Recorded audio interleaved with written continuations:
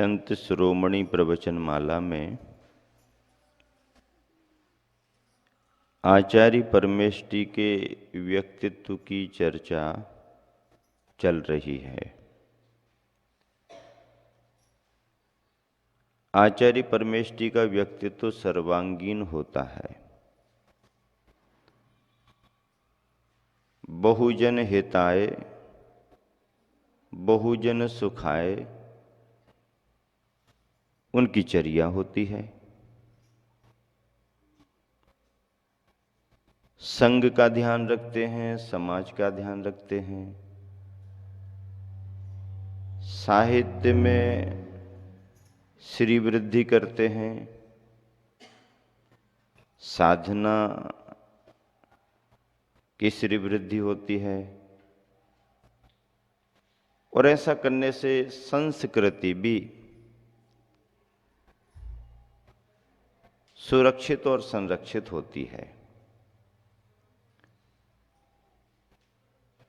प्रातःकालीन बेला में जिन 12 तपों में से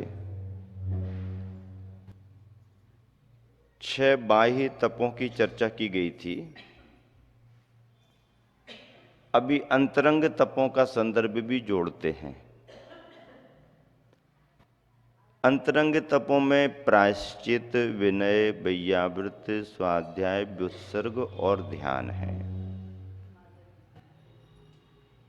प्रायश्चित का मतलब ये है कि जाने अनजाने अपने आवश्यकों में, क्रियाओं में, चर्या में कोई त्रुटि हो जाए और जानकारी ख्याल में बात आए तो पश्चाताप होता है, और पश्चाताप के बाद सावधानी से शुद्धता के लिए प्रायश्चित होता है। प्रायश्चित पश्चाताप के परिणामों के बिना नहीं होता। पश्चाताप के परिणाम होना ही प्रायश्चित की भूमिका है। ऐसे प्रायश्चित का विधान मोक्ष मार्गियों को है ही। इसे तप कहा गया है और ये अंतरंग तपों में है। विनय, वैयावृत, स्वाध्याय, व्युत्सर्ग और ध्यान भी ये अंतरंग तप हैं। बहिरंग तप और अंतरंग तप में ये अंतर है। बहिरंग तप उन्हें कहते हैं जिन तपों को बाहर से भी देख लिया जाता है। अनशन, अवमोदरी, वृत्ति, संख्यान, परिसंख्यान कोई करेगा समझ में आ जाता है। जिन तपों को बाहर से देख लिया जाता वो बहिरंग तप हैं। या बाह्य वस्तु का आलम्बन लेकर के जिन तपों को तपा जाता है वो बहिरंग तप हैं। या अन्य मतावलंबी बाहरी जन भी जिन तपों को कर लेते वो बहिरंग तप हैं। लेकिन अंतरंग तप ऐसे नहीं है। अंतरंग तप किसने कब किस रूप में किया है जल्दी मालूम नहीं होता, और जब तक सम्यक दर्शन जैसे परिणामों की भूमिका नहीं बने अंतरंग तपों की शुरुआत नहीं होती है। अंतरंग तप यथार्थ में आत्मशुद्धि, आत्मभावना, आत्मोपलब्धि के महत्वपूर्ण साधन हैं। ऐसे अंतरंग तपों में प्रायश्चित की बात विनय विनय ज्ञान की करते हैं, विनय गुरुओं की करते हैं, विनय बड़ों की करते हैं। ज्ञान, दर्शन, चारित्रोपचारः 4 प्रकार से विनय की जाती है। मोक्ष मार्ग में विनय का बड़ा महत्व है। ऐसी विनय भी एक तरह से सभी जन करते हैं, पर आचार्यों के मूल गुणों में से सम्मिलित किया है। वैयावृत अपने आप में बहुत बड़ी सेवा की भावना है। साधर्मी बंधुओं के प्रति वात्सल्य भाव हुए बगैर कोई वैयावृत्ति सेवा करता नहीं है। वृद्ध हैं, ग्लान हैं, रुग्ण हैं, आदि आदि तपस्वी हैं, उनकी आवश्यकता को देख करके उनकी परिचर्या करना, उन्हें उनकी चर्या कराने में सहयोग देना, ये वैयावृत्ति मानी जाती है। ऐसी वैयावृत्ति मुनि उपाध्याय आचार्य सब भी करते हैं। स्वाध्याय आलस्य का परित्याग स्वाध्याय है, ग्रंथों का पठन पाठन स्वाध्याय है, जिनवाणी की आराधना के रूप में होता, तत्व के ज्ञान के रूप में होता है। व्युत्सर्ग अपने परिणामों में से अहंकार ममकार का भाव दूर करना और समत्व समता का भाव लाना, निर्ममत्वपने का भाव लाना, ये व्युत्सर्ग है। अंत में ध्यान आता है और ध्यान ही जो शुभ रूप और शुद्ध रूप होता है, मोक्ष मार्ग का कारण बनता है। ऐसे अंतरंग तपों को आचार्य निरंतर तपते रहते हैं। ऐसे अंतरंग तपों को तपने में गुरुवर आचार्य श्री को भी अपन सबने देखा है। उनकी विनय, उनके द्वारा की जाने वाले अपने गुरु की वैयावृत्ति, उनके समय में उन्हें उस समय उपलब्ध होने वाले अन्य मुनिजनों की संलेखना समाधि मरण के समय वैयावृत्ति, दीक्षा लेने के बाद तो वैयावृत्ति गुरु के रूप में उनकी प्रसिद्ध हुई। दीक्षा के पहले भी उन्होंने बहुत वैयावृत्ति की है। स्वाध्याय अपने आप में निरंतर चलता रहता है संघ का आचार्य के द्वारा, और ध्यान सामयिक आचार्य श्री निरंतर सावधानी पूर्वक करते हैं। तो ये अंतरंग तप आचार्यों की विशेषताओं में जो सम्मिलित हैं, गुरुवर आचार्य श्री के जीवन में भी निरंतर हम सबको दिखाई देते हैं। 10 धर्मों की चर्चा भी आचार्यों के जीवन से जुड़ती है। 10 धर्मों का महत्व तो आचार्यों को क्या, उपाध्याय साधुओं को भी है, और केवल रत्नत्रयधारियों को ही क्या, बाकी सामान्य जनों को भी 10 धर्म का महत्व है। यदि 10 धर्म का महत्व नहीं होता तो परवराज पर्यूषण 10 लक्षणों में आराधना क्यों करते, एक एक धर्म की पूजा क्यों करते, 10 धर्म की समुच्चय रूप से पूजा क्यों करते। और फिर इन धर्मों का संबंध जैनियों से ही नहीं है, प्राणी मात्र से भी इन धर्मों का संबंध है। यह धर्म सभी के लिए आवश्यक हैं। क्षमा, मार्दव, आर्जव, शौच, सत्य, संयम, तप, त्याग, आकिंचन, ब्रह्मचर्य जैसे परम धर्म ये मानवीयता के धर्म हैं, शुद्ध आत्म आराधना के धर्म हैं। ऐसे धर्मों को प्राणी मात्र के लिए आवश्यक समझते हुए भी आचार्यों के मूल गुणों में सम्मिलित किया गया है। जब हम गुरुवर आचार्य श्री विद्यासागर जी की दिनचर्या पर ध्यान करते हैं तो 10 धर्मों का स्वभाव, 10 धर्मों की भावना और साधना आचार्य की दिनचर्या में भी निरंतर दिखती है। प्रतिकूलताएं तो उनको भी आती होंगी, पर क्षमा समता का भाव रखना उनसे सीखना पड़ता है। इत्यादि प्रकार से 10 धर्म भी आचार्यों की विशेषताओं में सम्मिलित हैं। पालें पंचाचार, पंच आचार का पालन करते हैं। आचार यानी चारित्र, आचरण रूप चर्या। अब पंचाचार में दर्शनाचार, ज्ञानाचार, चरित्राचार, तपाचार और वीर्याचार, ये 5 आचार हैं। इन 5 के भावों को लेकर के विशुद्धता से जो चर्या साधना बनती है वह इस तरह के नाम को लेकर के आचार, पंच आचार, पंचाचार, पंचाचार की प्रधानता है। दर्शन, ज्ञान, चारित्र, रत्नत्रय है, उसमें तप भी जुड़ता है। इन चारों को आराधना भी कहते हैं।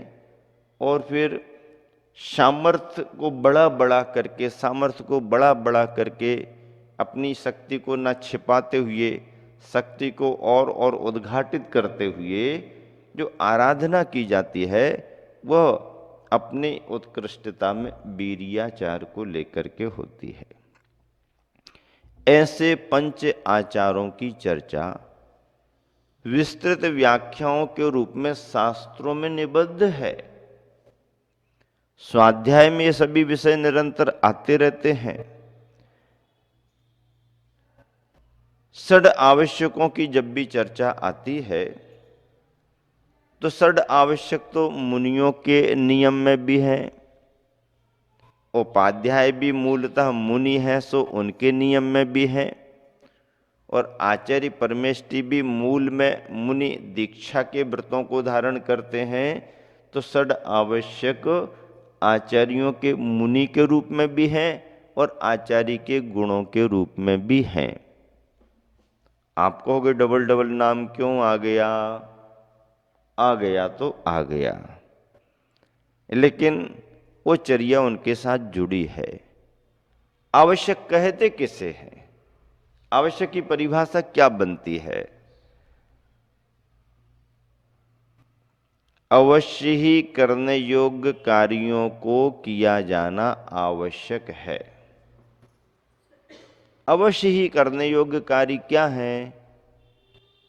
जो इस चर्या में सम्मिलित होते हैं, जिन्होंने मुनि व्रतों को धारण किया है, जिनका जीवन मुनि चर्या से जुड़ गया है, उन्हें षड आवश्यकों का पालन करना पड़ता है। षड आवश्यक क्या है? आवश्यक की परिभाषा तो समझ गए। अवश्य ही करने योग्य कार्यों को आवश्यक कहते हैं। अवश्य ही करने योग्य का मतलब इनको टाला नहीं जा सकता, इनको छोड़ा नहीं जा सकता, इनको कम नहीं किया जा सकता। रोज रोज छ्यों छ्यों क्यों जरूरी है? सप्ताह 7 दिन का होता है, एक एक दिन में एक एक आवश्यक पाल लिया जाए, 7वें दिन की छुट्टी रख ली जाए। हो सकता है ऐसा? एक एक रस का परित्याग कर लेते हैं ना, जैसे गृहस्थ जन, तो ऐसे ही षड आवश्यकों को करना है तो षड आवश्यक कर तो रहे हैं। एक दिन क्षमता नाम का, एक दिन स्तुति वंदना आदि आदि क्रमशः बढ़ाते हुए एक एक दिन एक एक आवश्यक, और अंत में अब इतने 6 दिन कर लिया है तो एक दिन की छुट्टी भी तो चाहिए ना। सप्ताह में एक दिन की छुट्टी, 7वें दिन कुछ नहीं करेंगे, फिर 6 दिन करेंगे। ऐसा हो सकता क्या? नहीं, ऐसा कदापि नहीं हो सकता। षड आवश्यकों को करना और प्रतिदिन करना, और 7वें दिन क्या, पक्ष के पक्ष, महीने के महीने, वर्ष के वर्ष, क्या जिंदगी भर करते रहना। षड आवश्यक, षड आवश्यकों का अपना विधान है। षड आवश्यकों में समता नाम आता है। सामयिक भी उसे कहते हैं, पर हम और आप सामयिक को केवल उस रूप में जानते हैं कि बैठ गए, माला फेर रहे हैं या अपना कोई जाप मंत्र कर रहे हैं, उसको ही हम सामयिक मानते हैं। लेकिन ये सामयिक तो सुनिश्चित समय की सामयिक है, पर अनिश्चित समय की सामयिक यदि करनी हो तो परिणामों में साम्य भाव रखते हुए आप यदि सामान्य से अपनी प्रवृत्ति से निर्वृत्त होकर के बैठे हो तो वह भी आपकी सामयिक समता भाव को लेकर के होने से समता नाम का आवश्यक है। समता नाम का आवश्यक क्या कहता है? ये कहता है कि अपनी प्रवृत्ति में राग द्वेष ना हो। प्रवृत्ति होगी तो इष्ट और अनिष्ट के रूप में अनुकूलता प्रतिकूलता का कुछ ना कुछ भाव आएगा ही आएगा। ये करना, ये नहीं करना, ये करने में अच्छा लग रहा है, ये करने में अच्छा नहीं लग रहा है, यहाँ तो अनुकूलता नहीं है, थोड़ा वहाँ जाएंगे तो अनुकूलता बनेगी। ये प्रवृत्ति में सब संभव है, इसी का नाम प्रवृत्ति है। लेकिन ऐसी प्रवृत्ति से बचने के लिए, ऐसे विकल्प और भावों से बचने के लिए यदि आपने प्रवृत्ति का परिहार कर दिया तो क्या स्थिति बनेगी? प्रवृत्ति का परिहार किया, हम इतने समय तक किसी भी क्रिया कार्य को नहीं करेंगे और परिणामों में साम्य क्षमता का भाव रखेंगे। ऐसा करते करते आप आधा घंटा बैठो, 1 घंटा बैठो, समय है तो और ज़्यादा बैठे रहो, मन में शुभ भाव लाते रहो, कुछ पाठ करते रहो, स्तुतियाँ करते रहो, भजन करते रहो, चिंतन विचार करते रहो, तो तीनों समय की सामयिक के अलावा भी तुम्हारे द्वारा की जाने वाली क्रिया में क्षमता सामयिक नाम का आवश्यक पलता हुआ माना जाएगा। 3 टाइम जो निर्धारित किया गया वो तो है ही, लेकिन इसके अलावा दिन में और भी हम अनेक समय में इस भाव को ला सकते हैं। इसीलिए सामयिक क्षमता का भाव समता सम्हारें निरंतर भाव में रहता है, समता नाम का आवश्यक है। स्तुति और वंदना षड आवश्यकों में 2 नाम आते हैं, एक स्तुति नाम आता है जिसे स्तुवन कहते हैं, और एक वंदना आती है। स्तुति का मतलब क्या? 24 तीर्थंकरों को ध्यान में रखते हुए उनका गुणगान करना। भाषा जो भी तुमको आती हो चलेगा, पढ़े गए पद्य चाहे संस्कृत के हों, चाहे प्राकृत के हों, चाहे हिंदी के हों, चाहे अपने प्रांत की कोई भाषा के हों, चाहे किसी भी रूप में हों, आप उन सबको पढ़ें तो वो स्तुति मानी जाएगी।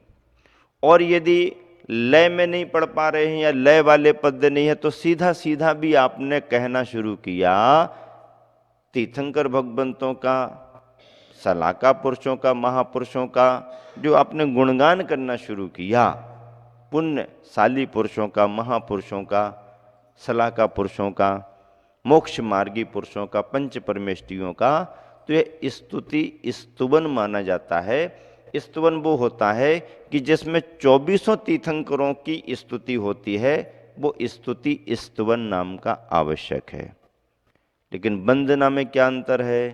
वंदना में किसी एक तीर्थंकर को लक्ष्य बना करके उनकी स्तुति करना, उनके नाम का गुणगान करना, एक को लक्ष्य बना करके एक की ही प्रधानता में एक का ही स्मरण करते हुए जिस समय हम करेंगे नमस्कार आदि स्तुति, तो वंदना में आएगा।